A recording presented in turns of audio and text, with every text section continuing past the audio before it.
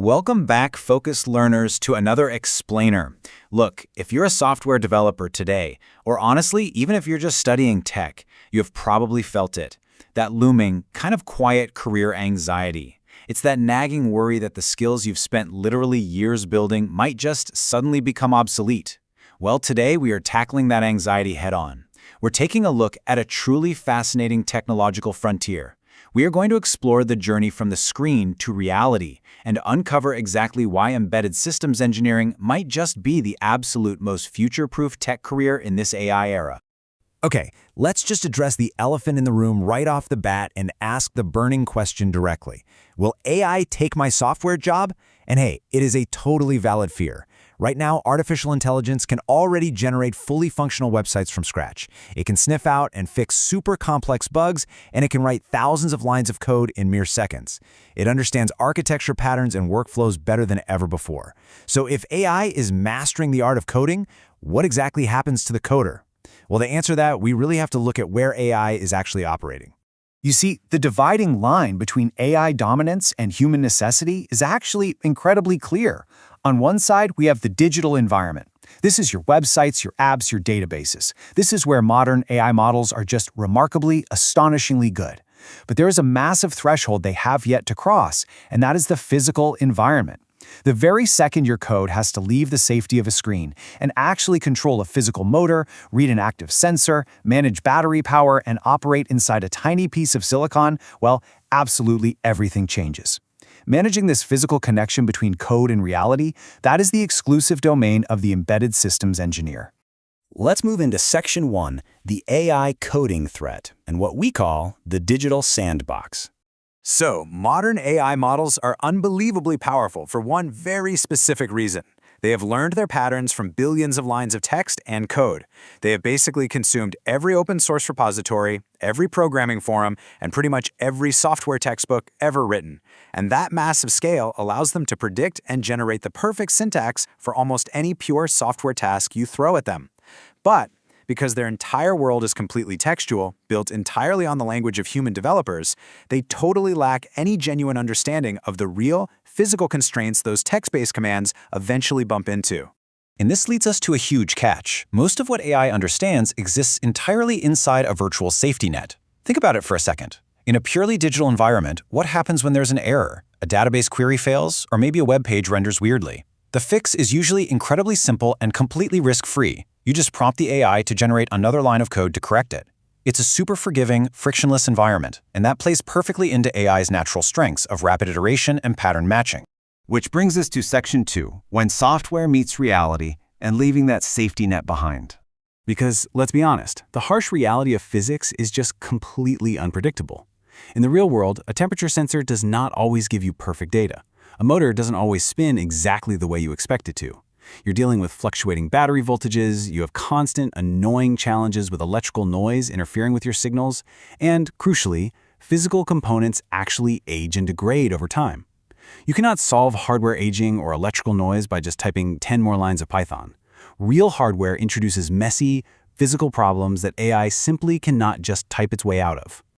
Moving right along to Section 3, Time, Noise, and Limits. This is what gives embedded systems their immunity to AI.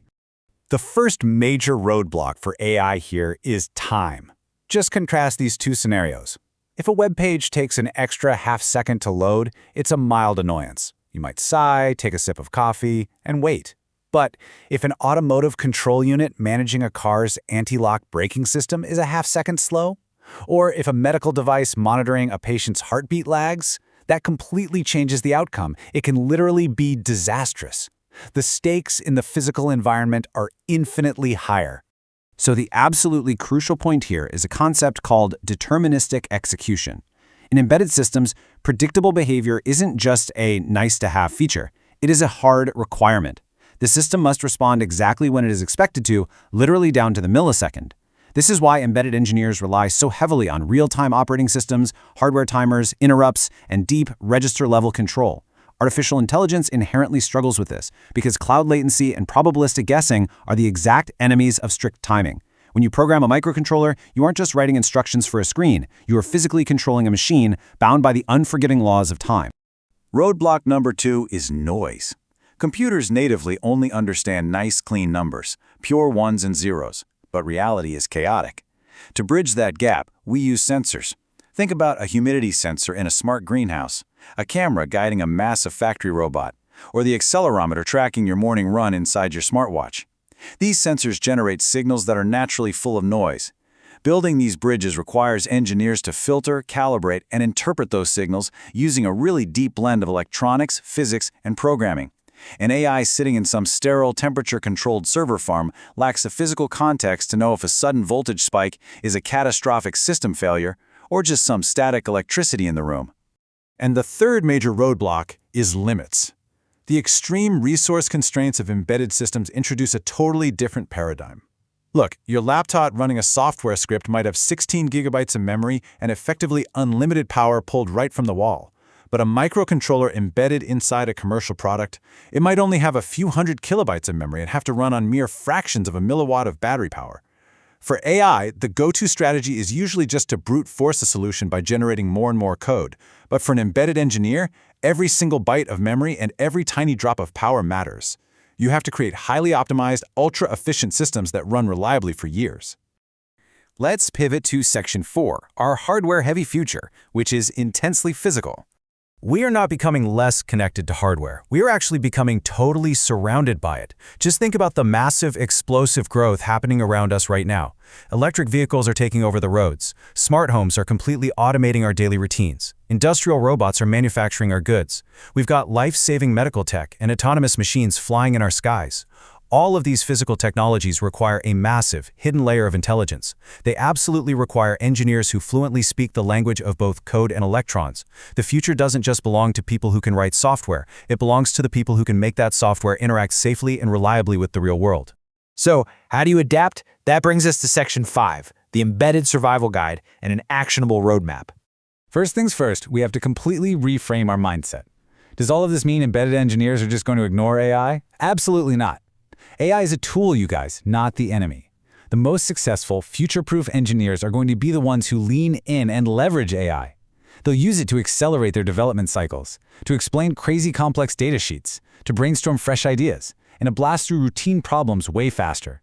But because they deeply understand the physical hardware, they remain the essential pilot in the cockpit, firmly in control of the final physical outcome. So, if you want to be the one building this incredible bridge between software and reality, here is exactly where you start. Step 1. Learn C programming. It is the absolute bedrock language of hardware because it allows for direct memory management and register-level control, unlike higher-level, AI-friendly languages like Python. Step 2. Grasp the fundamentals of electronics. Really understand voltage, current, and resistors. Step 3. Get your hands dirty and master microcontrollers. Start simple with an Arduino, move up to an ESP32, and then tackle industry heavyweights like the STM32. And finally, Step 4. Learn how these components actually talk to each other through hardware communication protocols like I2C, SPI, and UART. This is how you start building real, physical projects right on your desk. I want to leave you with this incredibly powerful realization from our source material today.